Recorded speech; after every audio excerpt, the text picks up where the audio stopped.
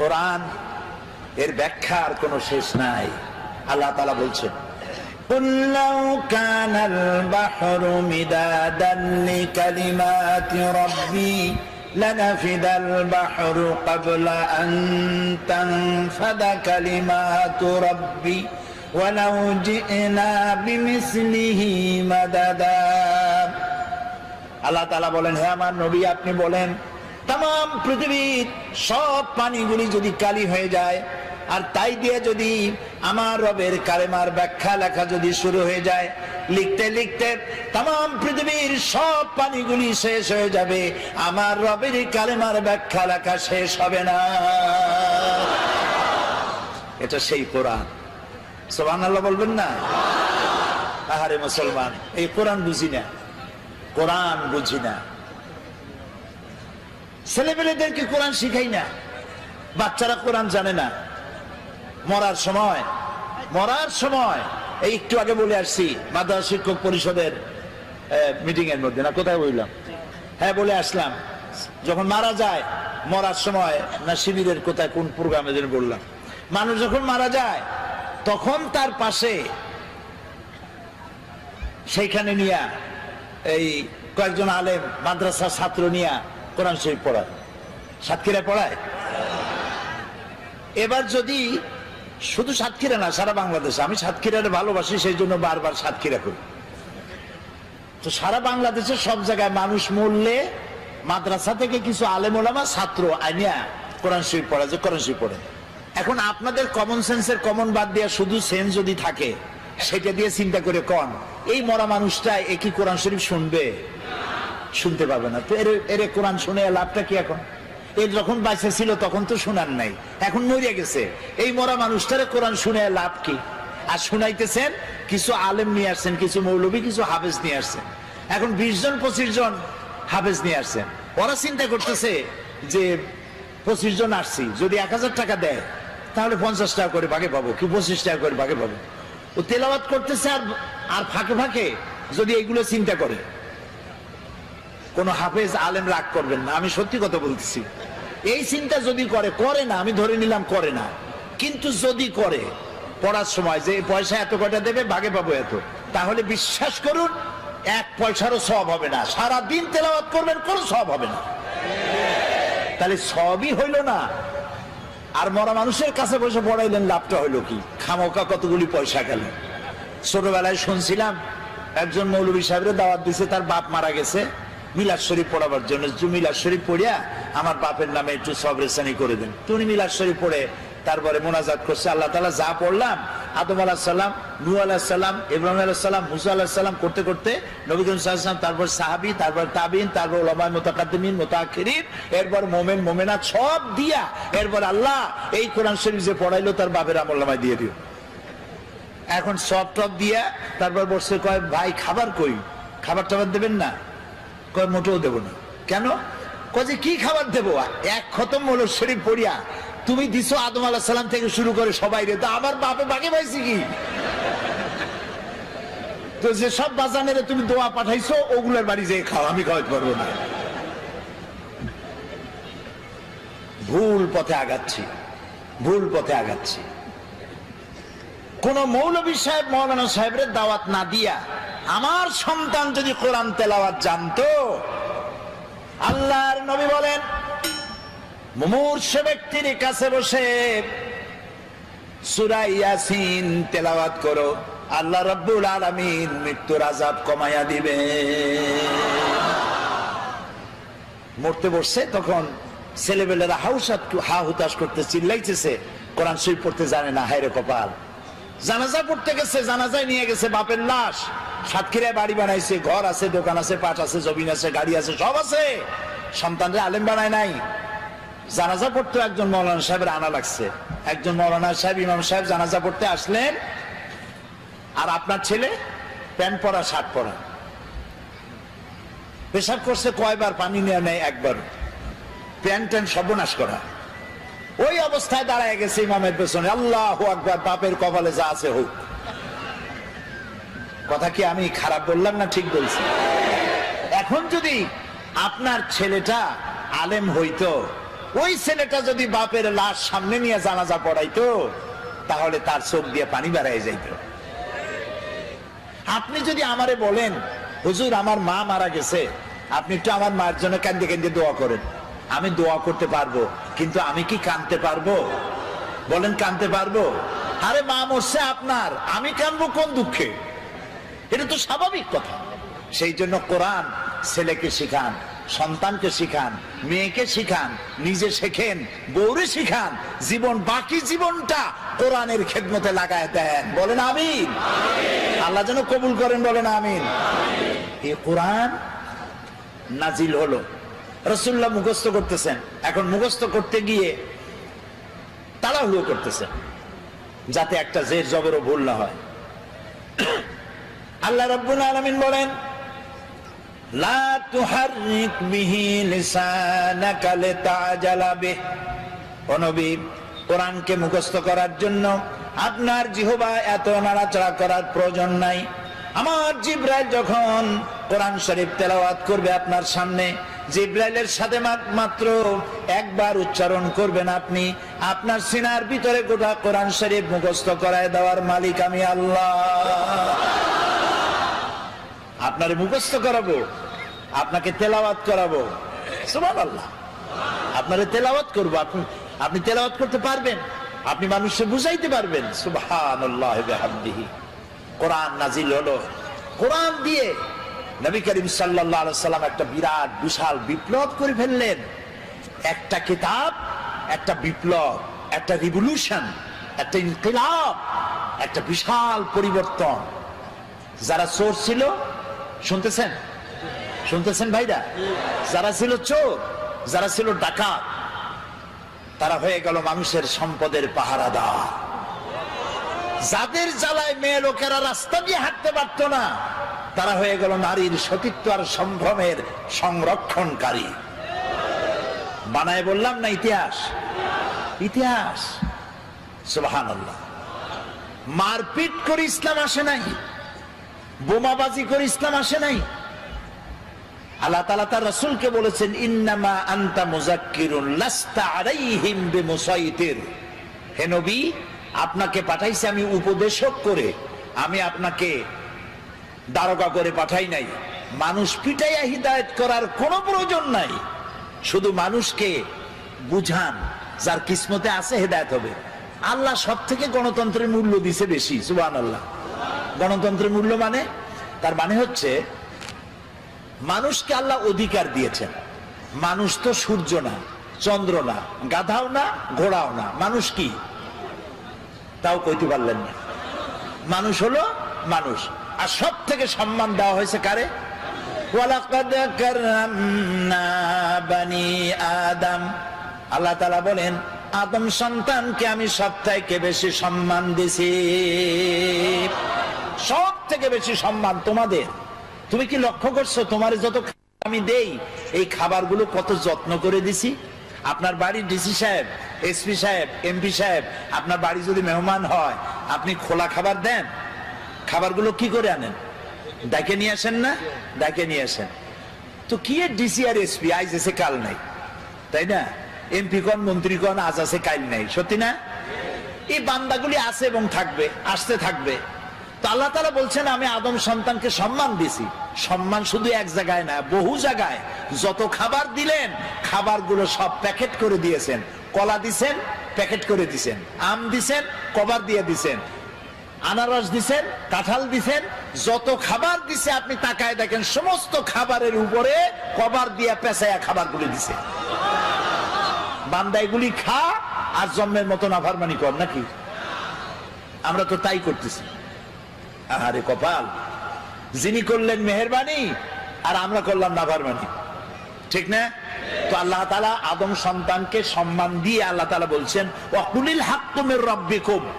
তোমার হে নবী আপনি বলুন যে প্রভুর পক্ষ থেকে, তোমার রবের পক্ষ থেকে এ কথাকে স্পষ্ট করে বলা হলো ফামান শাআ ফালিউমিন ওয়া মান শাআ ফালিয়াকফুর।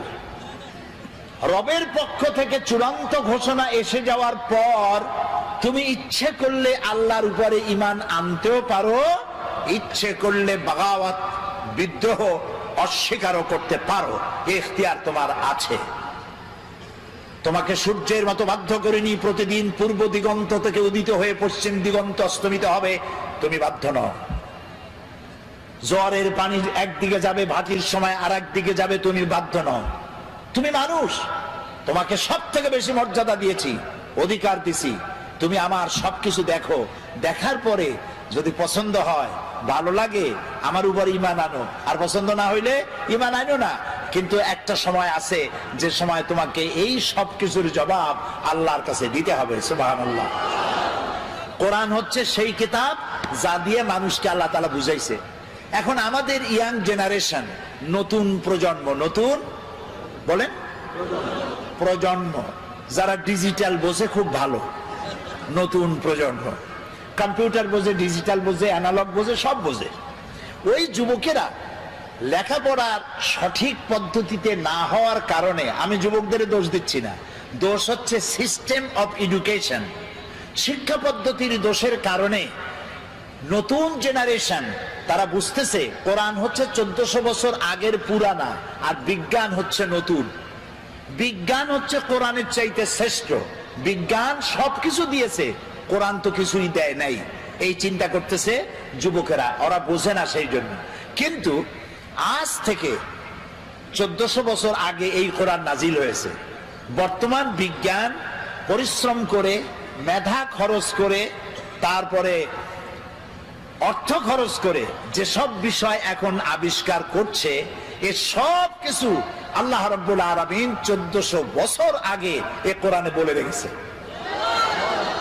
গত সেপ্টেম্বর মাসের 12 তারিখ, রমজান মাস, আরব আমিরাতের উপরাষ্ট্রপতি, প্রধানমন্ত্রী, দুবাইয়ের শাসক মোহাম্মদ বিন রাশেদ আল মাকতুম আমাকে দাওয়াত দিয়েছিলেন। পৃথিবীর 72টি দেশ ইন্টারন্যাশনাল কোরআন অ্যাওয়ার্ড, এই অনুষ্ঠানে 72টি দেশের স্কলারদেরকে তিনি দাওয়াত দিয়েছেন। 72টি দেশ অংশগ্রহণ করেছে। সেখানে আমার মতো একটা ভাঙ্গাছেড়া লোককে তিনি প্রধান অতিথি করেছেন।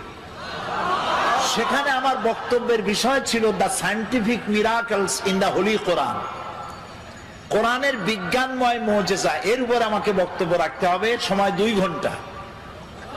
2 ঘন্টা বক্তব্য রাখার জন্য আমি প্রস্তুতি নিতে চাইলাম, কোরআন থেকে বিজ্ঞানের, কোরআন দিয়ে বক্তৃতা করতে হবে, তো আমি বক্তৃতা নিতে হবে কোরআন দিয়ে। এ কোরআন তো ওয়াজের সবচেয়ে বড় কিতাব। ওয়াজের সবথেকে বড় কিতাব কোনটা আমরা বুঝি না, সেই জন্য কেসা কাহিনী ছাড়া ওয়াজই হয় না। একদিন নবী মুস্তাফায় রাস্তা দিয়ে হাইটে যায়, হরিণ একটা বাধা ছিল গাছেরই তলায়, পড়েন সাল্লাল্লাহ। কোন জায়গায় পাইছে আল্লাহ জানে, এগুলো কোথাও নাই, আন্দাজে বানায় নিয়েছে। কিসসা কাহিনী নবীর নামে, সাহাবীর নামে মিথ্যা কথা কইয়া মানুষ কান্দায়। কথা বুঝতে পেরেছেন? কোরআনের শ্রেষ্ঠ ওয়াজের কিতাবের নাম কি? কোরআন। আমি যেহেতু আমাকে বক্তব্য রাখতে হবে, সেখানে সরকারি লোকজন থাকবে, সেই মাহফিলে প্রিসাইড করেছেন অ্যাটর্নি অফ ল ইব্রাহিম দুমেলহা, তিনি প্রিসাইড করলেন। আরবরা উপস্থিত ছিলেন এবং উপস্থিতির সংখ্যা ছিল বিশাল। ওরা পত্রিকায় লিখেছে আরব আমিরাতের শ্রেষ্ঠ, সব থেকে বড় জমায়েত হয়েছে এটা। টিভি চ্যানেলগুলি লাইভ প্রচার করেছে। আমি আগের থেকে প্রস্তুতি নিলাম যে বিজ্ঞানের উপরে আলোচনা করতে গিয়ে কোরআনের আয়াত কতগুলি পাওয়া যায়, খুঁজতে থাকলাম। অন্তত আমার খোঁজে, আমি তো ছোট মানুষ, কোরআন অত বুঝি না।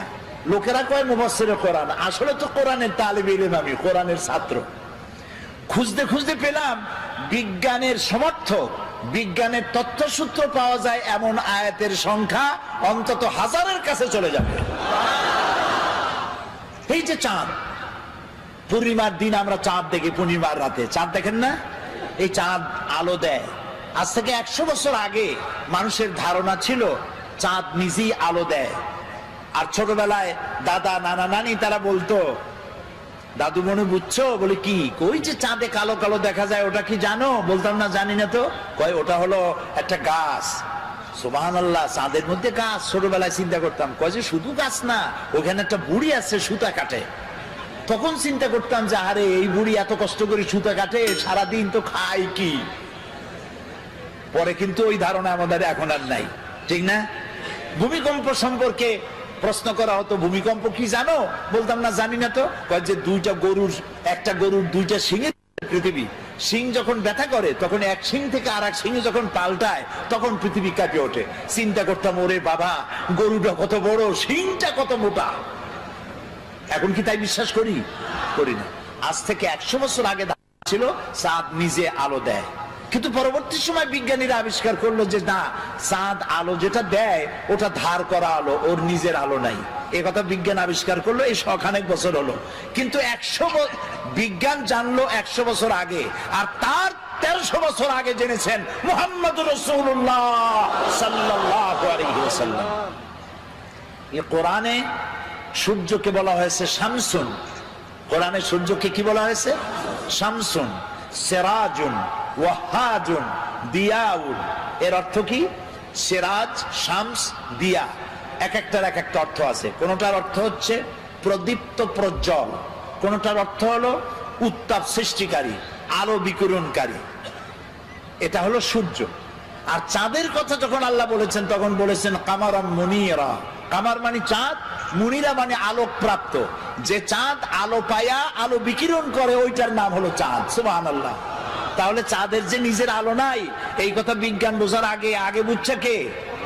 বলেন, মুহাম্মদ রাসূলুল্লাহ সাল্লাল্লাহু আলাইহি ওয়াসাল্লাম। বিজ্ঞানীরা মনে করেছিল, এই যে অনেকে বলে, যুবকরা বলে, সুশীলরা বলে, সুশীল বুদ্ধিজীবী, বুদ্ধির ঠেলায় দেয়ার ইজ নো গড, আল্লাহ নেই। আমি জানি না কত বোতল খাইলে পরে এই কথা বলতে পারে যে আল্লাহ নাই। আরে বেটা, তুই হইছিস কেমনে? এই পৃথিবী এমনি এমনি হইছে? এই মাইকটা এমনি এমনি হইছে? এই সামান্য ফ্রিজটা এমনি এমনি হইছে? কেউ তো বানাইছে। তো মাইকটা, সাইকেলটা, জুতাটা সবটা বানাইতে কেউরে লাগলো, আর তোমারে বানাইতে কেউরে লাগে নাই, এমনি এমনি হইছে। আল্লাহ রহম করুক, বলেন আমিন। তো ওরা বলে যে দেয়ার ইজ নো গড, স্রষ্টা বলতে কেউ নেই। তো কি হয়েছে? তো এমনি এমনি হয়েছে সব। এরপরে বিজ্ঞানীরা দেখলো যে চাঁদ হলো পৃথিবীর সব থেকে, নবী করিম সাল্লাল্লাহু আলাইহি ওয়াসাল্লামকে বিশ্বাস করতে চায় না, কোরআনকে বিশ্বাস করতে চায় না। বলে যে আমাদের বিজ্ঞানীরা তো চাঁদে গেছে। আরে মুহাম্মদ সাল্লাল্লাহু আলাইহি ওয়াসাল্লাম কদ্দুর গেছে? উনি তো আর চাঁদে যাইতে পারে নাই, কাজে বিজ্ঞানীদের গুরুত্বই বেশি। তা আমি বলি ভাই, চাঁদ হলো পৃথিবীর সব থেকে নিকটতম উপগ্রহ। চাঁদ হলো পৃথিবীর মাটি থেকে 2,32,000 মাইল দূরে। এটা একটা উপগ্রহ, পৃথিবীর চাইতে ছোট বা বড়। কিন্তু সূর্য হচ্ছে পৃথিবীর মাটি থেকে 9,30,00,000 মাইল দূরে, ঠিক না? আর ওই সূর্যটা হলো পৃথিবীর থেকে 13 লক্ষ গুণ বড়। বিজ্ঞানীরা মনে করলো এটাই বুঝি শেষ, কিন্তু না, সেটাই শেষ না। দেখা গেল সূর্যের চাইতে বড় আছে, কি আছে? সূর্যের চাইতে আছে বড় আছে তারকা, গ্যালাক্সি। গ্যালাক্সির ভিতরে এমন এমন তারকা আছে, যে তারকা খুব মন খারাপ, মন খুলে শুনুন, যেই সূর্যটা পৃথিবীর চাইতে 13 লক্ষ গুণ বড়, এরকম 2.5 থেকে 3 কোটি সূর্য খাইয়া হজম করতে পারে এরকম হাজার হাজার অসংখ্য তারকা আল্লাহ তাআলা আকাশে সৃষ্টি করে রেখেছে। বিজ্ঞানীরা মনে করলো এই তারাই তাহলে বড়, কিন্তু পরবর্তী সময় আবিষ্কার হলো না, ওই তারাই বড় না, ওর থেকেও বড় আছে। ওর থেকে বড় কি? ওর থেকে বড় হলো ব্ল্যাক হোল। ব্ল্যাক হোল হচ্ছে অন্ধকার কূপ।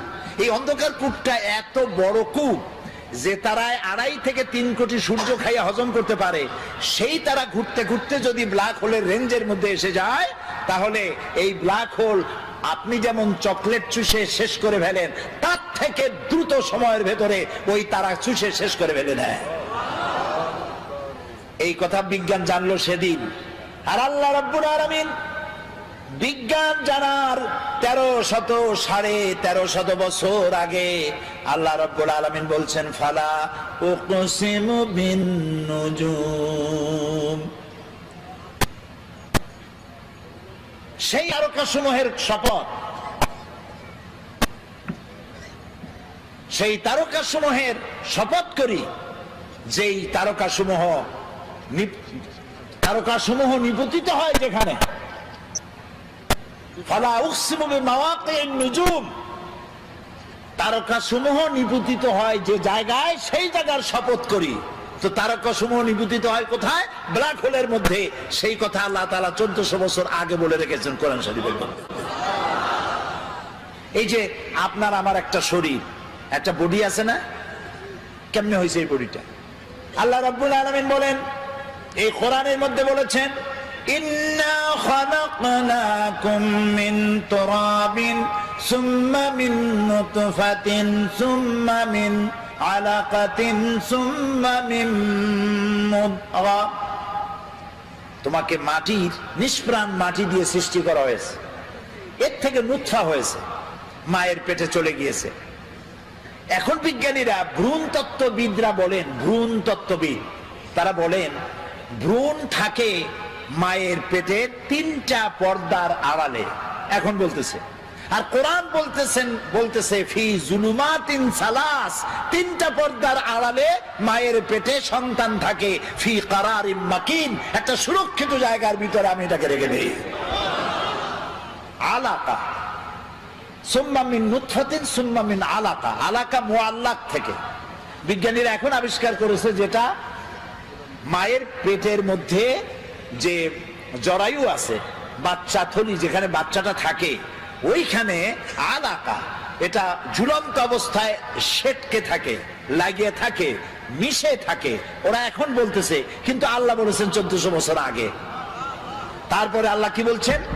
এটাকে আমি গোশতপিণ্ড বানাই, এই গোশতগুলিকে কচি কচি কতগুলি হাড্ডি দিয়া বডি ফরমেশন করে তার উপরে গোশত দেই, তার উপরে লাহাম দেই, চামড়া দেই, এরপরে একটা মানুষের আকৃতি ফি আইয়ি সূরাতিন মা শা রাক্কাবাক, রাক্কাবা ইউরাক্কিবু তারকিবান, একটার পর একটা জোড়া দিয়া আমি তোমাকে তৈরি করেছি। দেখো তো জোড়া কতগুলা?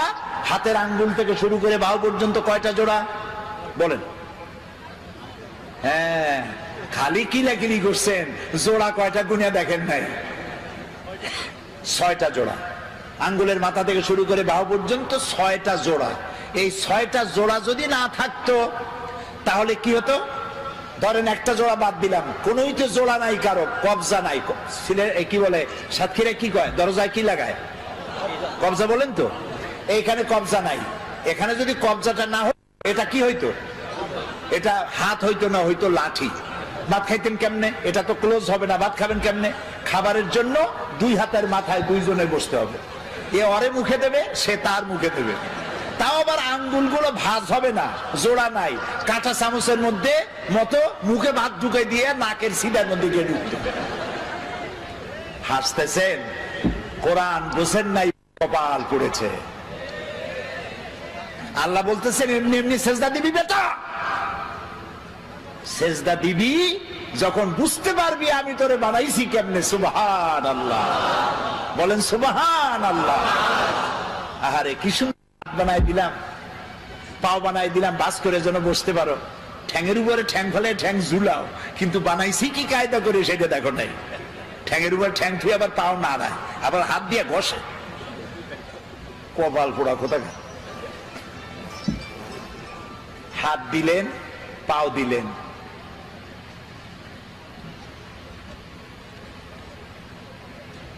ঠোঁট দিলেন কথা বলার জন্য। ওয়ালিসানা ওয়া শাবাতাইন ওয়া হাদাইনাহুন নাজদাইন। সুবহানাল্লাহ কোন? আচ্ছা, এই যে 2টা ঠোঁট, আগেই কোন সুবহানাল্লাহ। আচ্ছা, এই 2টা ঠোঁট যদি না থাকতো, ঠোঁট দুটো কত সুন্দর, হাসি দিলে এই ঠোঁটেই সৌন্দর্য বাড়ায় দেয়। দাঁত আর ঠোঁট দুটো মিলে হাসির সৌন্দর্য বাড়ায়।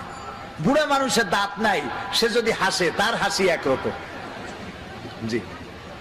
আবার দাঁত ভাঙ্গাদের দাঁত নাই, ফাঁক ফাঁক, ওর হাসি একরকম। পুরা দাঁতগুলি আছে, ঠোঁটও আছে, এর হাসি আবার আর এক রকম। এখন ঠোঁটবিহীন মুখের চিন্তা করেন, ঠোঁট নাই, মনে হবে যেন বেসকি দিয়ে রয়েছে সারাক্ষণ। কি সুন্দর 2টা ঠোঁট দিয়া দিলেন।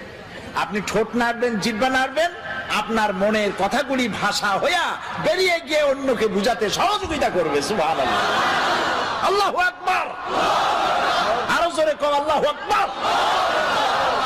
এই সুন্দর করে চেহারা দিলাম, সুন্দর করে বানালাম, চোখ দিলাম দুইটা, এই চোখ দুইটা এই দুই জায়গায় না দিয়া যদি কপালের উপরে দিতাম, পারতেন না আল্লাহ? ক্রিকেট খেলাইতে পারতেন, বল আসিয়া চোখ দুটা একেবারে স্যান্ডউইচ হইতো জায়গায়। বল খেলতে গিয়া, হ্যান্ডবল ফুটবল খেলতে গিয়া আছাড় খাইয়া ডিমের মামলেট হয়ে যেত দুইটা চোখ। এই চোখ দুটো সেফ জায়গায় রাখা হয়েছে, উপরে একটা হাড্ডি, নিচে একটা হাড্ডি, মাঝখানে চোখ, যাতে ধাক্কা মাক্কা লাগলেও চোখের উপরে না লাগে। আহারে আহারে আমার আল্লাহ। এরপরে চোখে মানুষ পলক দেয়, সাতক্ষীরার লোক পলক দেয়, ইচ্ছা করে দেন না অটোমেটিক? অটোমেটিক। ইচ্ছা করে দিলে ফটর ফটর করতো, এটা অটোমেটিক হয়। কেন হয়? বাতাসের ভেতরে অসংখ্য পলিউশন আছে, রোগ জীবাণু আছে, অনবরত এই রোগ জীবাণুগুলি আপনার চোখের মধ্যে প্রবেশ করতেছে। আল্লাহ রাব্বুল আলামিন চোখের ভিতরে এক প্রকার মেডিসিন জাতীয় পানি রেখে দিয়েছেন, অটোমেটিক চোখের পলক পড়তেছে, আর প্রতি মুহূর্তে আল্লাহ রাব্বুল আলামিন আপনার চোখকে ক্লিন করে দিতেছে। আপনি বুঝলেন আল্লাহর সেজদা দিবেন, বুঝলেন আজান হলে দৌড়ে নামাজ পড়তে যাবে না। আরে আমার আল্লাহ আমার এত সুন্দর করে বানাইছে, আমি কেন তার সেজদা দিই না? আপনি গভর্নমেন্টের ট্যাক্স দেন কেন? এই যে বিদ্যুৎ বিল, বাড়িতে বিদ্যুৎ আছে না, যদি আপনি বিদ্যুতের বিল না দেন, বারবার যদি প্রত্যেক মাসে বিল বাকি, জরিমানা হবে। জরিমানাও দিলেন না, বিলও দিবেন না, লাইন থাকবে? থাকবে না। তো আল্লাহ যে আলো দিলেন বিল চাইছে, আল্লাহ যে বাতাস দিলেন বিল চাইছে, সূর্য দিলেন বিল চাইছে, পানি খান বিল চাইছে। গভর্নমেন্ট চায়, আল্লাহ চায় না। কারণ গভর্নমেন্ট যত বড় হোক এ সব ফকির, এগুলো কি মাতবাড়ি যাই করুক, আল্লাহ তাআলা বলছেন ওয়াল্লাহু গানিয়্যুন ওয়া আনতুমুল ফুকারা। আল্লাহ হচ্ছেন গনি আর তোরা গোষ্ঠী শুদ্ধা ফকির। হাজলামি করবি তো টাইট করে দেব। ফেরাউন রে মারছে কি করিয়া? চুবাইয়া। নমরুদ রে জুতা মারিয়া। সেই জুতা আছে না গেছে?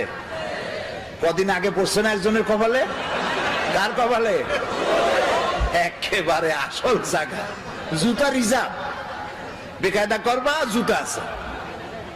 সেই জন্য বুঝতে হবে, আল্লাহরে চিনতে হবে। এই কোরআন এই কথাগুলি শেখায়, একটা আমার বানানো কথা নয়, এই সবগুলি কোরআন শরীফের ভিতরে আছে। তোমারই কেমনে বানাইছি? ফালিয়ানজুরিল ইনসান, মানুষ চিন্তা করুক তার নিজের ব্যাপারে, তার নিজের ব্যাপারে চিন্তা করুক, তারে আমি কেমনে বানাইছি। সুবহানাল্লাহ বলেন।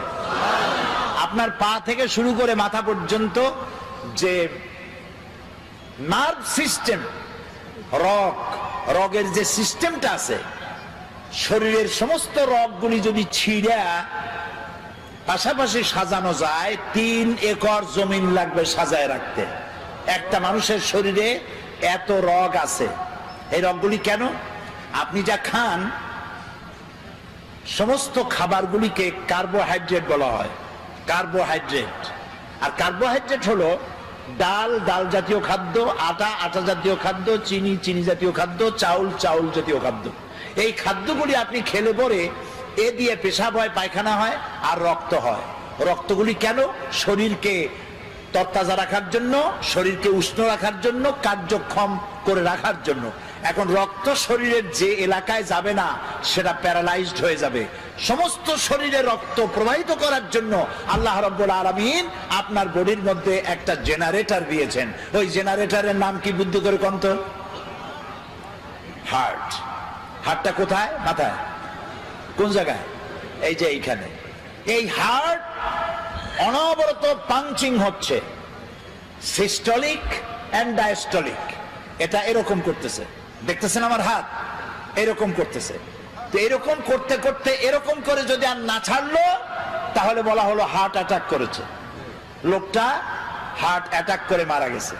আর যখন হসপিটালে থাকে তখন বলে, এটা সাধারণ লোকের ব্যাপারে বলে না, নেতাদের ব্যাপারে বলে, অমুক নেতা হসপিটালে মৃত্যুর সঙ্গে পাঞ্জা লড়িতেছেন। কত বড় বীর, মৃত্যুর সাথে পাঞ্জা লড়ে। ছাগল কি আর গায়ে লেখা থাকে? আরে বাবা, আজরাইলকে, মালাকুল মউতকে যখন মানুষ দেখবে, দেখার সাথে সাথে তার এত বড় পিপাসা হবে, তার মনে হবে 7টা সমুদ্রের সব পানি খেলেও আমার পিপাসা মিটবে না। মালাকুল মউতকে দেখলে এমন অবস্থা হবে, সেই মউতের সাথে পাঞ্জা লড়বা তুমি। কুজাও চাইছি তো শুইতে। তো হার্ট এ পাঞ্চিং করছে, রক্তগুলো টানতেছে, ছড়িয়ে দিচ্ছে, মাথা থেকে বলেন পা পর্যন্ত ছড়িয়ে দিচ্ছে। এখন চিকিৎসা বিজ্ঞানী যারা, তারা কিন্তু নাস্তিক হয় না। আমার বয়স তো কম হলো না, আল্লাহ তাআলা তার এই কোরআনের খেদমত করার সুযোগ দিয়েছেন অর্ধ শতাব্দী, প্রায় 50 বছর কোরআনের কারীমের খেদমত করেছি। আল্লাহ তৌফিক দিয়েছেন বাংলাদেশ থেকে উত্তর গোলার্ধ থেকে দক্ষিণ গোলার্ধ পর্যন্ত পৃথিবীর 4-5টি মহাদেশের অন্তত 50টিরও বেশি দেশ সফরের তৌফিক আল্লাহ দিয়েছেন। এবং এই কোরআনের ব্যাখ্যা বলার কারণে এ পর্যন্ত আমার মতো আল্লাহ তাআলা ছোট্ট গোলামের কাছে অমুসলিমরা যা ইসলাম কবুল করেছে, তাদের সংখ্যা 600 ছাড়াই গেছে। আন্দাজে হয় নাই, কোরআনের ব্যাখ্যার কারণে হয়েছে। গল্প গুজব দিয়া, কাহিনী কেচ্ছা দিয়া কান্দাইয়া হয় নাই। কানছে তো আল্লাহর মহব্বতে, কানছে আল্লাহর ভয়তে, কানছে জাহান্নামের ভয়তে, কানছে আল্লাহ করেছেন মেহেরবানি, আমি করেছি না ফরমানি। এই অপরাধের ভিত্তিতে মানুষ কেঁদেছে, আমিও কেঁদেছি, জনগণও কেঁদেছে। তো আল্লাহ তাআলা বলছেন, দেখো এখানে একটা হার্ট আছে, কাল্ব। এটার নাম কি? কাল্ব, হৃৎপিণ্ড। এই হৃৎপিণ্ডটা এটা পাঞ্চিং করছে, ওর মধ্যে মোটা মোটা এইরকম কতগুলি তার আছে। এগুলোকে চিকিৎসা বিজ্ঞানীদের ভাষায় বলা হয় আর্টারি। এই তার, এরকম মোটা তার আছে। তা আমি বলতেছিলাম, দর্শন যারা পড়ে এবং পড়ায় এরা নাস্তিক হয়, সাহিত্য যারা পড়ে আর পড়ায় এরা নাস্তিক হয়।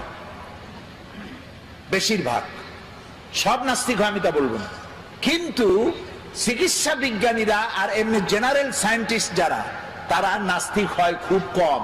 কারণ তারা গভীরে যায়, মানুষের শরীরের তার গঠন প্রকৃতি, গোটা বিশ্ব পরিমণ্ডল, নবমণ্ডল, ভূমণ্ডল ইত্যাদি দেখে ওদের মাথায় চিন্তা হয় নিশ্চয়ই এর পেছনে কোনো কারিগর আছে। কিন্তু সেই কারিগর কে? যিনি বুঝতে পারেন তিনি তো পড়েন লা ইলাহা ইল্লাল্লাহ, আর যিনি বুঝতে পারেন না তিনি অন্তত স্বীকার করেন কেউ না কেউ আছে। সুবহানাল্লাহ বলি। আচ্ছা, এই যে রগগুলো কোথায় আছে? রগগুলো কলিজার মধ্যে, মোটা মোটা রগ। আপনি যখন এই যে যারা অফিসার আছেন, সব অফিসার না, কিছু অফিসার আছে ঘুষ খায়, আছে না? এই নির্বাচনের সময় দেখছি লোকেরা টাকা নেয়। তা আমি জিজ্ঞেস করছি, ভাই এই যে টাকা নেও তোমরা, ভোট তো তোমার ভোট তুমি দিবা, তা টাকা নেও কেন? কয় হুজুর টাকা বড় ভিটামিন যুক্ত জিনিস। এই যে ভিটামিন যুক্ত জিনিসগুলো নিল, ঘুষ খাইলো, পাঙ্গাস কিনলো, বড় বড় পাঙ্গাসের পেটি, ছাগলের চর্বি, গরুর চর্বি, যা খাইলেন এ সবগুলি রক্তের ভেতরে গিয়া ঢুকলো। কলিজার ভিতরে যা আটারি আছে এরকম ছিদ্র, ওর মধ্যে ঢুকলো, ঢুকে দেওয়ালে চর্বি লাগতে থাকলো, লাগতে লাগতে এখন রক্ত পাস হওয়ার মতো নাই, এটা শুকাইতে শুকাইতে এরকম হয়ে গেছে। তখন অ্যানজাইনা শুরু হয়, বেদনা শুরু হয় হার্টের মধ্যে। কি হয়? বেদনা। এটাকে চিকিৎসার ভাষায় বলা হয় অ্যানজাইনা হয়েছে। তখন তাকে এনজিওগ্রাম করতে হয়। এনজিওগ্রাম করে দেখা গেল যে তার 2টা অথবা 3টা আর্টারি ব্লক হয়ে আছে, 90% or 75% or 80% or 100%। এখন এই লোকটাকে বাঁচাতে হবে। কেমনে বাঁচাবেন? বাইপাস অপারেশন করবি, শীত করে ভালাইয়া বুকটারে ভাড়বে, হারিয়ে কলজাটারে বাইর করবে, কলজা বাইর করিয়া ওইখানে আর একটা তার লাগাবে। মরে যাওয়া তারটা বাদ দিয়ে নতুন তার লাগাতে হবে। সেই তার পাবে কোথায়? ছাগলের তারে হবে, গরুর তারে হবে। এবার দেখুন কোরআন, আল্লাহ রাব্বুল আলামিন মানুষের শরীরের ভেতরে, হাতের ভিতরে, রানের ভিতরে, হাঁটুর নিচে এমন কিছু পার্টস রেখে দিয়েছেন, স্পায়ার পার্টস হিসাবে এমন কিছু রগ রেখে দিয়েছেন যে রগগুলি অন্য কোনো কাজে লাগে না। চিকিৎসকগণ সেই রগগুলি কেটে নিয়ে হার্টের বাদ পড়া রক্তরে বাদ দিয়ে নতুন করে হাতের থেকে রগ নিয়ে আবার রক্ত চলাচল করে মানুষটার জীবন আবার ফিরে পেয়ে যায়। এই হচ্ছে আমার আল্লাহ তাআলা, সুবহানাল্লাহ। এই হচ্ছে আমার আল্লাহ তাআলা। কিডনি লাগবে দুইটা, একটা আল্লাহ দিয়েছেন কয়টা? দুইটা। চোখ একটা হলেও সারত, কিন্তু আল্লাহ দিছে কয়টা? দুইটা। শোনার জন্য কান কয়টা? দুইটা। এই কান যদি গাধার মতো লম্বা হইতো, পুলিশের হাতে পাইলে টানতে টানতে নিয়ে যেত। শোনার কামও হবে আর দেখার সৌন্দর্য হবে। সুবহানাল্লাহ কবেন না? আহারে, আল্লাহ তাআলা বলছেন ফি আইয়ি সূরাতিন মা শাআ রাক্কাবা, কি সুন্দর করে তোমারে বানাইছি, একটু তাকায় দেখো। আরে হাতের চামড়া, পায়ের চামড়া দেখো, বুকের চামড়া আর পিঠের চামড়া দেখো।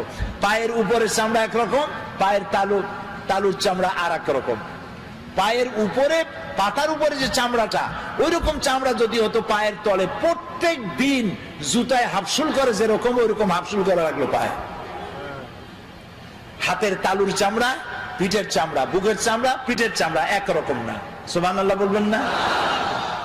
তারপরে নাকটা একদম মুখের কাছে রাখা হয়েছে, যাতে করে আপনি খাবার দিলে আপনি বুঝেন। হোটেলে খাইতে গেছেন, নাম করা হোটেল, হোটেল আল হায়াত, কিন্তু মৌতের ব্যবস্থা আছে ওখানে। হোটেলের নাম হোটেল আল হায়াত। সেখানে 5 দিনের পচা ইলিশ, খাসির গোশতের নামে পাতিশিয়ালের গোশত। এখন খাইতে গেলে নাক একদম মুখের কাছে, নাক সার্টিফাই করবে, নাক বলে দেবে বেটা খাস না, 5 দিনের পচা ইলিশ। কিন্তু এই নাক যদি মুখের কাছে না হইয়া শরীরের দূরতম কোনো জায়গায় হতো, তাহলে খাবার বানাইয়া জামা গেঞ্জি উল্টাইয়া এরপরে তার কাছ থেকে সার্টিফিকেট নিয়ে তারপর মুখে দেওয়া লাগতো। তাও সুবহানাল্লাহ কবেন না? আল্লাহ তাআলা এত সুন্দর করে এই মানুষকে সুগঠিত করেছেন, সুন্দর করে বানিয়েছেন, তারপরে এই পৃথিবীকে সুসজ্জিত করেছেন মানুষের থাকার জন্য, পড়ার জন্য। আল্লাহ তাআলা বলছেন এই পৃথিবী তোমার জন্য আমি সৃষ্টি করেছি, খালাকা লাকুম মা ফিল আরদি জামিয়া, এই পৃথিবীতে যা সৃষ্টি করেছি সব তোমার জন্য। বিজ্ঞানীরা বলেছেন হিমালয় পাহাড়ের অত্যুচ্চ শিখর থেকে শুরু করে আটলান্টিক মহাসাগরের অতল তলদেশ পর্যন্ত যা কিছু আছে সব মানব সেবায় নিয়োজিত, সব মানুষের সেবা করছে। এই মাত্র 50-60 বছর আগের কথা হবে। প্রশান্ত মহাসাগর, প্যাসিফিক ওশান, প্রশান্ত মহাসাগরের ভিতরে একটি নদী আবিষ্কার হয়েছে। এই নদীটা 400 কিলোমিটার লম্বা আর 150 কিলোমিটার চওড়া। সমুদ্রের মধ্যে নদী, তার মানে কি? তার মানে হচ্ছে সমুদ্রের পানি কি নোনা না মিঠা? বলেন সবাই, নোনা পানি। ওই এলাকার পানিগুলি আল্লাহ বানাইছেন মিষ্টি, এটা আবিষ্কার হয়েছে। তো সমুদ্রের নোনা পানির মধ্যে মিষ্টি পানি, মাঝখানে কিন্তু কোনো পার্টিশন নাই। মারাজাল বাহরাইনে ইয়ালতাকিয়ান বাইনাহুমা বারযাখুল লা ইয়াবগিয়ান, কোনো পার্টিশন নাই, হিজাব নাই, বাধা নাই। নোনা পানির ভিতরে মিষ্টি পানির ব্যবস্থা আল্লাহ রাব্বুল আলামিন করে রেখেছেন। জলচর প্রাণীরা যেন পানির অভাবে কষ্ট না পায়, মিষ্টি পানির অভাবে কষ্ট না পায়। কোন নাবিক যদি নৌ চলাচলে সামুদ্রিক জাহাজে চলতে গিয়া রিজার্ভ ট্যাঙ্কির পানি ফুরায় গেছে, পানির অভাবে যেন মরে না যায়। লবণাক্ত সমুদ্রের ভিতরে মিষ্টি পানির ধারা আমার আল্লাহ চালু করে দিয়েছে। পানির এক নাম বলেন, আরো জোরে বলেন। এই পানি যদি 10 ফিট উঁচা হয়ে আসে সাতক্ষীরার উপর থেকে, নাম হবে কি?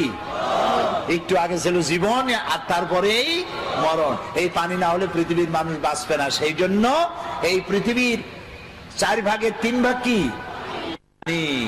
পানি। সুবহানাল্লাহ। একটা মহাদেশ আছে, যেই মহাদেশের নাম হলো অ্যান্টার্কটিকা। আস্থা মহাদেশটা হলো পানি।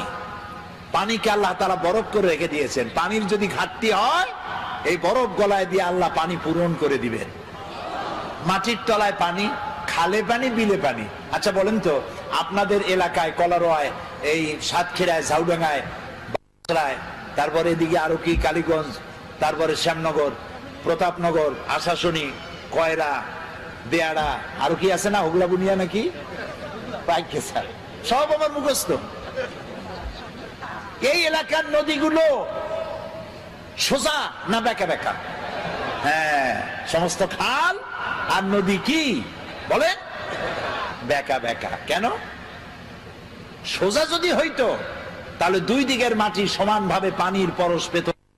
বাঁকা বাঁকা করে সব দিকের মাটি পানি নিতে পারে এই ব্যবস্থা করেছে আমার আল্লাহ রাব্বুল আলামিন। এরপরেও মাটির আরো পানি প্রয়োজন, প্রাণী জগতের আরো পানি প্রয়োজন। সেজন্য রব্বুল আলামিন বলেন, আল্লাহুল্লাযী আরসালার রিয়াহা ফাতুসিরু সাহাবা ফাসুকনাহু ইলা বালাদিন মাইয়িতিন فأحيينا به الأرض بعد موتها كذلك النشور سبحان الله الله الذي أرسل الرياح আল্লাহ হচ্ছেন তিনি যিনি বাতাসকে প্রবাহিত করেন, সমুদ্রের লবণাক্ত পানিগুলি উত্থিত করেন, মেঘমালায় পরিণত করেন। সুবহানাল্লাহ। এই মেঘ কে বানায়? পানি কে উঠান? আনতুম আনজালতুমুহু মিনাল মুজনি আম নাহনুল মুনজিলুন। ওই আকাশ থেকে পানি কে বর্ষণ করে? তুমি করো না আমি করি?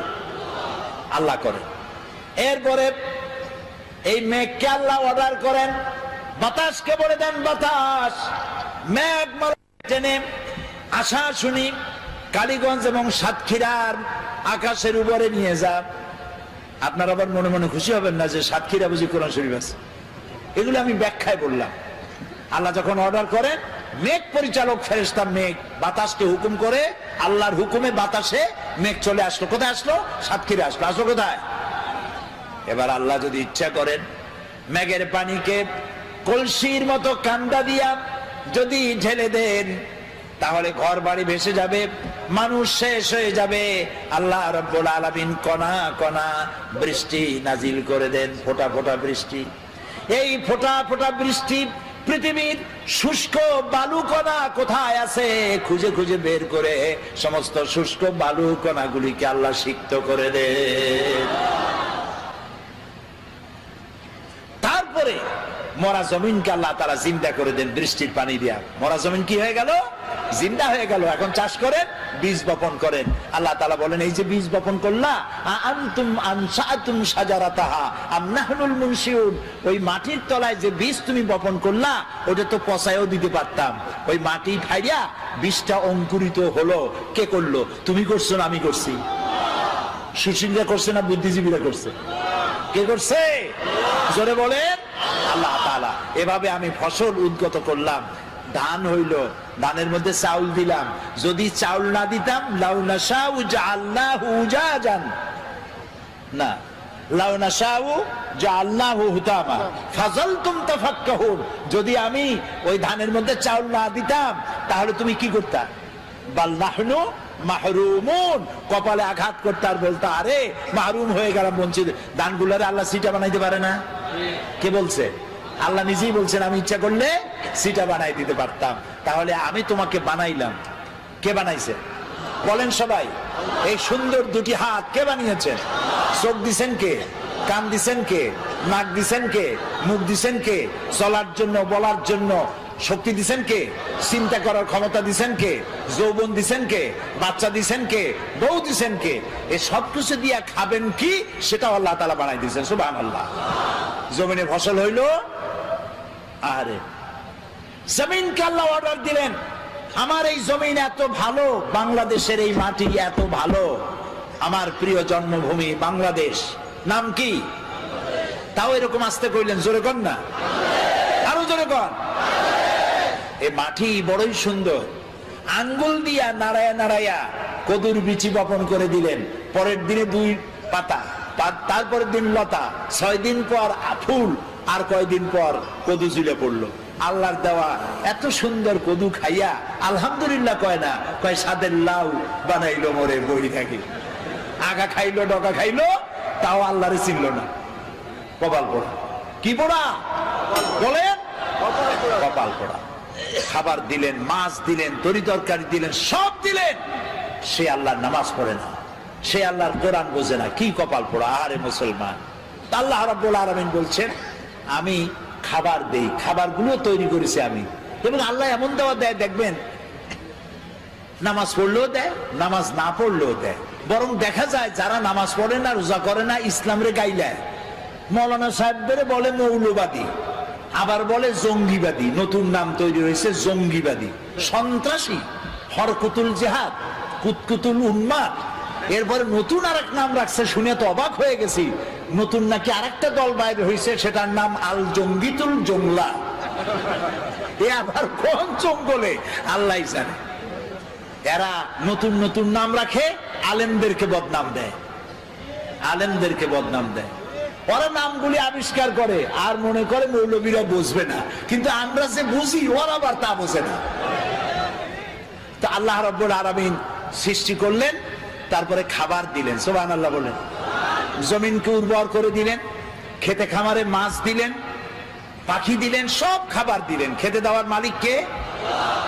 ওয়ামা মিন দাব্বাতিন ফিল আরদি ইল্লা আলাল্লাহি রিজকুহা।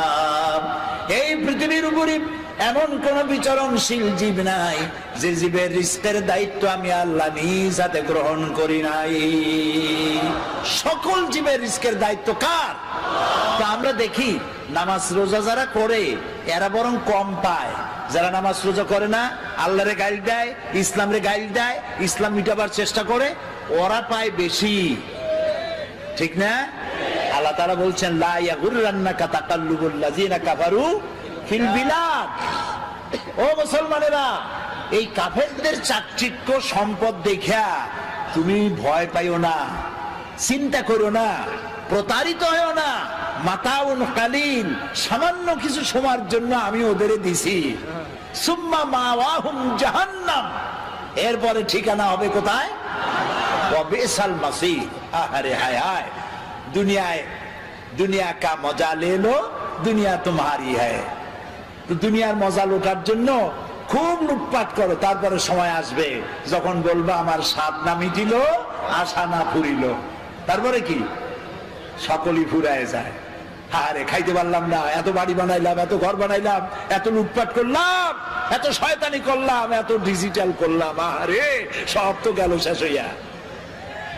সব শেষ, সব শেষ হয়ে যাবে। আল্লাহ রাব্বুল আলামিন খেতে দেন, পড়তে দেন, আর আল্লাহ মানুষকে ক্ষমতা দিয়ে বলেন লিনানজুরা কাইফা তা'মালুন। ক্ষমতা দেই আর তাকায় থাকি তোমার আমলটা কেমন হয়। সুবহানাল্লাহ বলেন, সুবহানাল্লাহ। সমুদ্রের মধ্যে যে এই যে আপনাদের বাড়িতে টেলিভিশন ডিশ লাইন আছে না, এই ডিশ লাইনে উপকারও আছে, ক্ষতিও আছে। এত সব বাজে ছবি আসে, এগুলি বন্ধ করা ভালো, কন্ট্রোল করা ভালো। কিন্তু ভালো ভালো ছবিও আছে, যেমন ন্যাশনাল জিওগ্রাফি একটা চ্যানেল আছে, ডিসকভারি একটা চ্যানেল আছে, এনিম্যাল প্ল্যানেট একটা, এনিম্যাল প্ল্যানেট একটা চ্যানেল আছে, আছে না? এই চ্যানেলগুলি আমি মাঝে মধ্যে দেখি। সমুদ্রের ভিতরে সব থেকে বড় জলচর প্রাণীর নাম কি? তিমি। নীল প্রজাতির তিমি যেটা, সেটার ওজন ৫,০০০ টন পর্যন্ত হয়। একটা মাছের ওজন ৫,০০০ টন পর্যন্ত। ওটা যে বাচ্চা দেয়, তিমিতে ডিম পারে না, কি দেয়? বাচ্চা দেয়। তো মা যেমন বাচ্চাও তো তেমন। বাচ্চাটা পৃথিবীতে যেদিন আসে সেদিন থেকে শুরু করে প্রত্যেক দিন তার দুধ লাগে ৫০ থেকে ৬০ মণ। কোন গভর্নমেন্ট খাওয়ায়? আরে বলো, কোন গভর্নমেন্ট খাওয়ায়? নাম কি তার? চিৎকার দিয়া বলো। আল্লাহ তাআলা খাওয়ায়। সুবহানাল্লাহ, সুবহানাল্লাহ। খাবারের দাবিতে সুন্দরবন থেকে রয়্যাল বেঙ্গল টাইগার খাবার না পাইয়া নিজেরা কামড়া কামড়ি করে ৫০০ বাঘ না খাইয়া মারা গেছে। এরকম কোন খবর পত্রিকায় ছাপা হয়েছে? পত্রিকার তো অভাব নাই। দৈনিক দেখে নেব, প্রত্যেক দিন চিৎকার, মাসিক হুঙ্কার। এই যে পত্রিকাগুলি, তো দৈনিক দেখে নেব এই পত্রিকায় কোনোদিন এরকম ছবি আসছে, খবর আসছে? কুমিররা না খাইয়া, হাঙ্গরেরা, কামড়গুলি না খাইয়া 2000 কুমির, হাঙ্গর, কামড় নদীর ভিতরে ভেসে উঠেছে। হয়েছে এরকম? হয়েছে এরকম? হয় নাই। ওরা না খেয়ে মরে না। আচ্ছা এখন বলেন, সংখ্যায় কারা বেশি? সংখ্যায় মানুষ বেশি না পিঁপড়া থেকে শুরু করে পাখি পর্যন্ত তারা বেশি? অন্য সৃষ্টি জগতের মানুষ ছাড়া অন্যরা বেশি। সেগুলো না খাইয়া মরে না। না খেয়ে মরে কারা? মানুষগুলি। ওগুলো না খেয়ে মরে না। এবার আল্লাহ রাব্বুল আলামিন তিনি বলছেন, আমি খাবার দেই, গর্ত থেকে পিঁপড়া বের হয়, সাপ বের হয়, সুন্দরবন বন থেকে বাঘ বেরিয়ে গেল, সিংহ বেরিয়ে গেল, হাতি গন্ডার বেরিয়ে গেল, পানির ভিতরে পুঁটি মাছ থেকে তিমি মাছ, মহাশূন্যে টুনটুনি পাখি থেকে শুরু করে ঈগল পাখি যে 2 থাবা দিয়া 2টা ভেড়া থাবা দিয়ে উড়ে চলে যেতে পারে, এই শক্তিশালী পাখি, সমস্ত প্রাণী জগৎ সকাল বেলায় খালি পেটে মহাশূন্যে উড়ে বেড়ায়, জঙ্গলে ঘরে সমুদ্রে সাঁতার কাটে, আর সন্ধ্যা হতে না হতে সমস্ত প্রাণীর পেট ভরে দিয়ে আমি আল্লাহ যার যার ঘরে ফিরাইয়া দেই। সুবহানাল্লাহ, সুবহানাল্লাহ। এ হচ্ছে আমার আল্লাহ। সেই আল্লাহর সেজদা দাও না, যিনি খাওয়ান, যিনি পরান, যিনি সবকিছু দিয়েছেন, সে আল্লাহকে ভুলে গিয়েছ। খেতে দেওয়ার মালিক তিনি। কত খাবা তুমি? হাদিসে কুদসি, হাদিসে কুদসি, অর্থাৎ এটা কোরআন না, আল্লাহ বলেছেন। কি সেটা? হাদিসে কুদসির ভিতরে এসেছে, মুত্তাফাকুন আলাইহি, আল্লাহ তাআলা বলছেন, পৃথিবীতে যত জিন এসেছিল আর যত মানুষ এসেছিল, পৃথিবীতে যত জিন আসবে আর যত মানুষ আসবে, যদি পৃথিবীর কোন একটি মাঠে একত্রিত হয় আর যার যার চাহিদা আমার কাছে চাইতে থাকে, সকলের চাহিদা কি একরকম? আমি চাই কুল বড়ই খাবো সাতক্ষীরা, আপনি চান বাউকুল খাবেন রংপুরে, উনি চায় সবেদা খাবেন, উনি চায় গলদা চিংড়ি খাবো, উনি কয় বিয়ে করব, সে কয় বাচ্চা হোক। তো সকলের চাহিদা তো একরকম না, এক একজনের চাহিদা এক এক রকম। এখন আল্লাহ কি বলেন শোনেন, সমস্ত জিন, আগের কথা মনে আছে তো, সমস্ত জিন, সমস্ত মানুষ যা আসছিল আর যা আসবে সব এক মাঠে একত্রিত হইয়া তাদের যার যার চাহিদা অনুযায়ী যদি আমার কাছে চাইতে থাকে, আর সমস্ত চাহিদা যদি আমি সবার পূরণ করে দেই, আমার ভাণ্ড থেকে অতটুকুন ফুরাবে না যতটুকুন একটি সুই সমুদ্রের মধ্যে ডুবাইয়া উঁচা করলে যতটুকুন সমুদ্রের পানি কমবে না, আমার ভাণ্ড থেকে তাও কমবে না। এ হচ্ছে আমার আল্লাহ। বলেন আল্লাহ, আল্লাহ, আল্লাহ না কিন্তু আল্লাহ, মুখটা গোল হয়ে যাবে, মহব্বতের সাথে বলেন আল্লাহ, আল্লাহ, আল্লাহ। অন্তরের অন্তঃস্থল থেকে, মনের মণিকোঠা থেকে একবার যদি কোনো বান্দা ডাক দেয় আল্লাহ, আল্লাহ রাব্বুল আলামিন 70 বার সাড়া দিয়ে বলেন, বান্দা কি চাও, আমি হাজির। আহা, জীবনে বহুবার কাবা শরীফে গেছি, কিন্তু কাবা শরীফের ভিতরটা দেখার সুযোগ আমার হয় নাই। কুয়েত আর ইরাকের যুদ্ধ যখন হলো, বাদশাহ ফাহাদ তখন পৃথিবীর 400 স্কলারদের দাওয়াত দিয়েছিলেন। একটা মীমাংসা বৈঠক হয়েছিল মক্কা শরীফে। সৌদি আরবের বাদশাহ ফাহাদ, আল্লাহ জান্নাতুল ফিরদাউস নসিব করুন, মক্কা শরীফে যে সাজান সাজাইছে, মদিনারে যে সোনার মদিনা বানাইছে, সুবহানাল্লাহ কোন, আল্লাহ তাকায় জান্নাতুল ফিরদাউসের মেহমান বানায়নি। তিনি আমাকে বলেন নাই, আমাকে কেমনে কেমনে দাওয়াত দিলেন। সেই 400 লোকদের মধ্যে আমার মতো একটা ছোট্ট মানুষকেও তিনি দাওয়াত দিয়েছেন।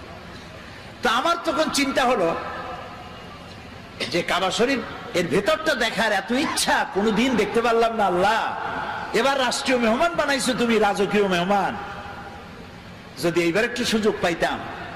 প্লেনে বসে চিন্তা করতেছি, চোখ দিয়ে পানি পড়তেছে, আল্লাহ তোমার ঘরের ভিতরটা দেখতে পারলাম না, একটু দেখাও। প্লেন থেকে নেমে রাজকীয় গাড়িতে করে চলে গেল মক্কা শরীফে। আমাদেরকে 5 স্টার না 7 স্টার হোটেল দিয়ে দিল। এরপর একটা ব্রিফ কেস দিল। ব্রিফ কেসের ভিতরে রুমে রুমে প্রত্যেকের রুমে একটা করে ব্রিফ কেস মেহমানদের জন্য। ব্রিফ কেসের ভিতরে 3 দিনের মেহমান আমরা, এই 3 দিন কি কি অনুষ্ঠানাদি হবে সেগুলি লেখা আছে। একটা কলম আছে, খাতা আছে, একটা জায়নামাজ আছে, আর কাবা শরীফের গিলাফের একটা টুকরা আছে। তো এই অনুষ্ঠান সূচিতে দেখলাম বারের নাম মনে নাই, সেই বার এবং তারিখ দেওয়া আছে, অমুক বার সকাল 7টায় কাবা শরীফের দরজা মেহমানদের জন্য খুলে দেওয়া হবে। আমার চলতে পারি বলছে যে আল্লাহ তুমি এইভাবে দোয়া কবুল করছো, সুবহানাল্লাহ। আমি সকালের অপেক্ষা করি নাই, রাতের খানা খাইয়া গোসল করিয়া তারপরে নতুন জামা কাপড় পরিয়া সারা রাত তওয়াফ করেছি, তাহাজ্জুদের নামাজ পড়েছি, আর সকালের অপেক্ষা করেছি। ফজরের নামাজের পর দাঁড়ায় আছি এতিমের মতো আল্লাহর ঘরের দরজার সামনে, চিন্তা করছি আমি আগে ঢুকবো। কিন্তু 400 মেহমান তো, আমার আগে ঢুকালেন প্রোটোকল অফিসারেরা, আমার আগে ঢুকালো আজাদ কাশ্মীরের প্রেসিডেন্ট সরদার আব্দুল কাইয়ুম খান, তারে ঢুকাইলো আগে। এরপরে তখন রাশিয়া এবং আফগানের মধ্যে যুদ্ধ হচ্ছিল, তখন আব্দুর রাব আস-সাইয়াফ আর রাসূল যিনি কমান্ডার ছিলেন আফগানের, তাকে ঢুকালেন দ্বিতীয়, আর তৃতীয় ব্যক্তি হিসাবে এই গোলামের আল্লাহ ঢুকাইলেন। কাবা শরীফের ভিতরে গিয়ে সুন্নত অনুযায়ী 4 দিক ফিরে, কাবার মধ্যে ঢুকলে আর কেবলা এক দিক নাই, এখন চারুদিক কেবলা। চারুদিক ফিরে 2 রাকাত নামাজ পড়ে তারপরে সেজদায় পড়ে গেলাম। অর্ধ ঘন্টার মতো সেজদায় পড়ে প্রাণ ভরে কাঁদছি। তারপরে আমার চিন্তা হলো এই ঘরের মধ্যে 20-22 জনের বেশি লোক এক সময় ধরে না, তা আমি তো অন্যদের উপরে জুলুম করতেছি, আমার তাড়াতাড়ি বেরোনো দরকার। আমি উঠলাম, দাঁড়াই আমি দেখতে পাচ্ছি আমার সামনে দাঁড়ানো আহলে হাদিসের তৎকালীন সভাপতি ডক্টর আব্দুল বারি, তিনি আজ দুনিয়ায় বেঁচে নাই, আল্লাহ তাকে জান্নাতুল ফেরদাউসের মেহমান বানায়নি। আমি দেখছি বুড়া মানুষ, দাড়িগুলি সাদা, চোখ দিয়া পানি পড়ে দাড়ি ভিজে ভিজে পড়তেছে। তিনি আমারে দেখাইলেন, কাবা শরীফের দরজার দিকে আঙ্গুল দিলেন, এদিকে দেখেন। আমি দেখলাম, আমি তো কাঁদতেছি তখনও, দেখলাম আমার চোখটা গিয়ে পড়লো সেখানে যেখানে দরজার উপরে লেখা আছে ওয়াকালা রাব্বুকুম উদউনি আস্তাজিব লাকুম। তোমার রব বলছে তোমার রবের কাছে ডাকো, রবকে বলো, রবকে ডাকো, তোমার ডাকের জবাব তোমার রব দিবেন। আমি আবারও কানলাম আর বললাম, আল্লাহ আমি এতক্ষণ তোমাকে ডেকেছি, এবার জবাব দেওয়ার দায়িত্ব তোমার। আল্লাহুম্মা লা তারুদ্দানা খাইবিন, আল্লাহ তাআলা একেবারে কিছু না দিয়া ফকিরের মতো খালি হাতে ফেরত দিও না বাবু। আল্লাহর কাছে চাইলে আল্লাহ তাআলা দেন। কপাল পড়েছে মুসলিম মিল্লাতের, সারা পৃথিবীর মুসলমানদের, শুধু আমাদের না সারা দুনিয়ার। এই মুসলমানদের কপাল যদি ভালো বানাইতে হয় তাহলে এই কোরআনের কাছে আসতে হবে, আল্লাহর দিকে ফিরে যেতে হবে। কোন দিকে ফিরে যাবেন? আল্লাহর দিকে। নামাজটা ঠিক মতো আদায় করেন। যুবক ছেলেরা, যুবকেরা মাহফিলে সব থেকে বেশি আসে, আমার কলিজাটা ঠান্ডা হয়ে যায়। আলহামদুলিল্লাহ, যুবকরা আমাদের সম্পদ, যুবকরা আমাদের নিয়ামত। আলহামদুলিল্লাহ বলেন। আপনি আপনার ডানে বাঁয়ে তাকায় দেখেন তো বুড়া দাড়ি পাকা কয়জন আর যুবক কত। আপনি যদি রেশিও ভাগ করেন তো আমার কাছে আমি যা দেখতেছি 10% বুড়া মানুষ হতে পারে, 90% যুবক এসেছে মাহফিলে। এই যুবকরা, তরুণরা আমাদের সম্পদ। আমার রাসূল কি বলেছেন জানেন? আমার রাসূল বলছেন উসিকুম বিশ-শাবাবে খায়রা ফাইন্নাহুম আরাক্কু আফইদা লাকাদ বাসানি আল্লাহু বিল হানিফিয়্যাতি সামহা ফাহালাফানি আশ-শাবাব ওয়া খালাফানি আশ-শায়ুখ ক্বালা নবী সাল্লাল্লাহু আলাইহি ওয়াসাল্লাম। রাসূলুল্লাহ বলেছেন তোমরা যুবকদের প্রতি সহৃদয় হয়ো। কে বলছেন? বলেন। যুবকদের প্রতি, তরুণদের প্রতি সহৃদয় হও, কারণ আল্লাহ তাআলা আমাকে উদারতা সহকারে দিন প্রতিষ্ঠা করতে পাঠাইছেন পৃথিবীতে। এই দিন প্রতিষ্ঠার কাজে আমাকে সহযোগিতা করেছে যুবকেরা, আর বিরোধিতা করেছে রাসূলুল্লাহ। কথাটা কার? আল্লাহ রাসূলের কথা। কার কথা? আমাকে দিন প্রতিষ্ঠার কাজে সহযোগিতা করেছে বলে যুবকেরা, বিরোধিতা করেছে বুড়োরা। এবার আপনি দেখেন, ইতিহাস দেখেন, যারা ইসলাম কবুল করেছিল তারা কারা? হযরত আবু বকর ইসলাম কবুল করেছেন বয়স 37 বছর, 40-এর নিচে। হযরত ওমর ইসলাম কবুল করেছেন 26 বছর বয়স। হযরত আব্দুর রহমান বিন আওফ, জুবাইর ইবনুল আওয়াম বয়স 17 বছর। হযরত আলী ইসলাম কবুল করেছেন বয়স 8.5 বছর। 8.5 থেকে শুরু করে সব বিলো 40-এর নিচে রসুলকে সাহায্য করেছে, রক্ত দিয়েছে, জীবন দিয়েছে। আর বিরোধিতা করেছে কারা? আবু জাহাল, আবু লাহাব, ওতবা, সাইবা, মুগিরা, আবু সুফিয়ান, পুষ্টি শুদ্ধা সব 40-এর উপরে। এখন এই মাহফিলে যারা বুড়ো আসছেন আমার, তারা আবার কিন্তু মন খারাপ করবেন না। আমরা ওই বয়সটা পার হয়ে আসছি, ওই যৌবনকালটা পার হয়ে আসছি। সেই যৌবন শ্রেষ্ঠ যৌবন, যার যৌবনকালটা আল্লাহর জন্য দিয়ে দিয়েছেন। সুবহানাল্লাহ। আরে ভাই, যুবকেরা অনেক সময় বলে একটু এখন হলো যৌবনকাল, এই এখন কি নামাজ পড়বো? বুড়ো হইলে নামাজ পড়বো। বুড়ো হইলে নামাজ পড়বা, বুড়ো কাল পাবা, তার কি কোনো নিশ্চয়তা আছে? এক নাতি, তার দাদা কুজো হয়ে গেছে। কুজো লোক আছে না, হইলে কুজো হয় না? নাতি বলতেছে দাদারে, দাদা বর্ষিটা কিনছো কত দিয়া? দাদা বুঝতে পারছে, দাদা ভাই কেনা লাগবে না, সময় আসলে তুমি একটা মাগনা পাবা। কাজে যুবক বুড়ো, তরুণ যুবক হবে, যুবক বুড়ো হবে, এটা তো ঠিক। তো সেই জন্য যুবকদের প্রতি রাসূলুল্লাহ বেশি আকৃষ্ট ছিলেন। একটা সমাবেশে রাসূলুল্লাহ বক্তৃতা করতেছেন, হযরতে জারীর রাদিয়াল্লাহু তাআলা আনহু, তার চেহারা ছিল চাঁদের মতো সুন্দর। সুবহানাল্লাহ বলে। তিনি মাহফিলে বসার জায়গা পান নাই, এরকম দাঁড়ায় আছে। রাসূল কি নিজের গায়ের চাদর ছুঁড়ে মেরেছেন, ইজলিস ইয়া জারীর, ও জারীর তুমি আমার চাদরের উপরে বসো। সুবহানাল্লাহ। ফাকাব্বালাহা জারীর ওয়া দাম্মাহা ইলাই। হযরতে জারীর রাসূলের চাদরে বসতে পারে কোন মানুষ? সুবহানাল্লাহ। হযরত জারীর চাদর মিয়া বুকের সাথে জড়ায় ধরিয়া চুমা খাচ্ছেন আর বলছেন, আকরামাকাল্লাহ কামা আকরামতানি ইয়া রাসূলুল্লাহ। হে রাসূল, আমি কি আপনার চাদরে বসতে পারি? আপনি আমাকে সম্মানিত করেছেন, আপনার সম্মান আল্লাহ আরো আরো আরো আরো অনেক বাড়ায় দিন। যুবকদের তিনি সম্মান করতেন। হযরত আবু সাঈদ খুদরি রাদিয়াল্লাহু তাআলা আনহু, তিনি যখন কোন যুবকদেরকে আসতে দেখতেন দাঁড়ায় যেতেন। যুবক আসতে দেখলে দাঁড়ায় যেতেন আর বলতেন, মারহাবাম বিওয়াসিয়াতি রাসূলিল্লাহ সাল্লাল্লাহু আলাইহি ওয়াসাল্লাম। হে রাসূলের চলমান উপদেশ, মারহাবা, ওয়েলকাম, তুমি আসো, তুমি রাসূলের চলমান উপদেশ। কাদ আমারানা আন নাহফাজাল হাদিসা ওয়া নুআসালাকুম ফিল মাজালিস। রাসূলুল্লাহ আমাদেরকে নির্দেশ করেছেন আমরা যেন তার হাদিসগুলিকে সংরক্ষণ করি, আর তোমাদের মতো যুবকদেরকে যেন আমাদের মজলিসে জায়গা করে দেই। কাজী যুবকেরা, আজান হলে বলে মসজিদে চলে যেও। তোমাদেরকে নষ্ট করার জন্য মুসলিম যুবক, তোমার গায়ের রক্ত এক মুসলিম তোমার শরীরে। তোমার মা কি মুসলমান, মুসলিম মায়ের রক্ত তোমার শরীরে, মুসলিম পিতার রক্ত তোমার শরীরে। সুবহানাল্লাহ, সুবহানাল্লাহ।